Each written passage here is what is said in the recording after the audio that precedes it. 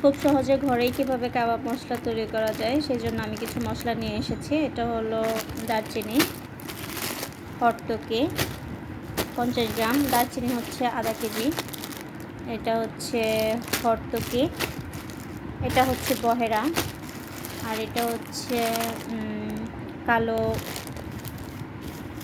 কালো গোলমরিচ, মেথি দানা, মেথি গুঁড়া 200 গ্রাম, শাহি জিরা 50 গ্রাম, সাদা গোলমরিচ 50 গ্রাম, এটা হচ্ছে এলাচ 250 গ্রাম, একটা কফি জার, এটা মশলা না, এটা তেজপাতা, তো এটা হচ্ছে মরিচ, এটা হচ্ছে পোস্তদানা 50 গ্রাম, এটা হচ্ছে আমলকি 50 গ্রাম, এটা হচ্ছে জ্যৈষ্ঠ মধু এখানেও 50 গ্রাম, কাঠবাদাম 50 গ্রাম, আর হচ্ছে কাবাব চিনি। এই সবগুলো উপকরণ দিয়েই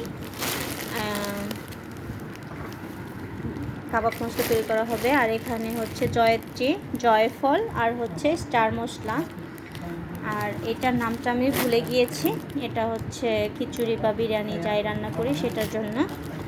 তো ধন্যবাদ সবাইকে, সবাই ভালো থাকবেন, সুস্থ থাকবেন, আল্লাহ হাফেজ।